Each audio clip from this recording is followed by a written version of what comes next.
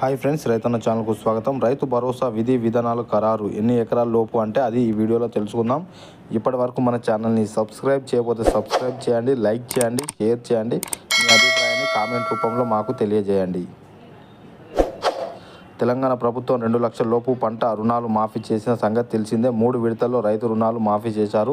ఇక రైతులకు ఇచ్చిన హామీ ప్రధానంగా ఎన్నికల హామీ రైతు భరోసా. ఈ పథకం కింద పంట పెట్టుబడి సాయం కోసం ప్రతి ఎకరానికి 15,000 అందజేస్తామని కాంగ్రెస్ హామీ ఇచ్చింది. గతంలో రైతు బంధు కింద ప్రతి రైతుకు ఎకరానికి 10,000 ఆర్థిక సాయం చేసేవారు. ఇదే పథకాన్ని రైతు భరోసా పేరుతో మార్చి ఎకరానికి 15,000 2 విడతల్లో జమ చేయాలని ప్రభుత్వం నిర్ణయం తీసుకున్నట్టు తెలుస్తుంది.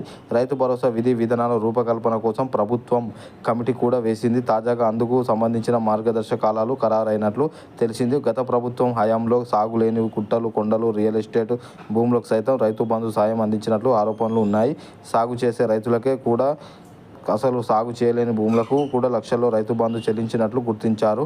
పెద్ద రియల్ ఎస్టేట్ వ్యాపారవేత్తలు, ప్రజాప్రతినిధులు సైతం ప్రభుత్వం నుంచి వచ్చే రైతు బంధు తీసుకున్నట్లు తెలిసింది. ఈ నేపథ్యంలోనే ఈ నిధులు పక్కదారి పట్టకుండా కాంగ్రెస్ ప్రభుత్వం పకడ్బందీగా చర్యలు చేపడుతుంది. రైతు భరోసా పథకం అమలుకు లిమిటెడ్ పెట్టాలని భావిస్తుంది. రైతులకు ఎన్ని ఎకరాలు భూమి ఉన్నా సరే 10 ఎకరాల లోపే ఇవ్వాలని డిసైడ్ అయినట్లు తెలుస్తుంది. సాగులో లేని భూములు, ఐఏఎస్, ఐపీఎస్ వంటి ఉన్నత ఉద్యోగుల్లో పాటు ఇతర ప్రభుత్వ ఉద్యోగాలు కూడా పంట పెట్టుబడి సాయం ఇవ్వకూడదని నిర్ణయించినట్లు సమాచారం. ప్రజా అభిప్రాయం సేకరణ తర్వాత ఈ నిర్ణయానికి వచ్చినట్లు తెలుస్తుంది. దీనిపై మరో 20 రోజుల్లో స్వచ్ఛత వచ్చే అవకాశం ఉందని అధికార వర్గాలు వెల్లడిస్తున్నాయి. కాగా రైతు పథకానికి దసరా నుంచి ప్రారంభించినట్లు సమాచారం. 2 విడతల్లో ఎకరానికి 7,500 చొప్పున 15,000 రైతు ఖాతాలోకి జమ చేయనున్నట్లు, మరోవైపు రైతు కూలీలకు 12,000 ఆర్థిక సాయంపై మార్గదర్శకాలు జారీ చేసే అవకాశం ఉందని తెలపడం జరిగింది.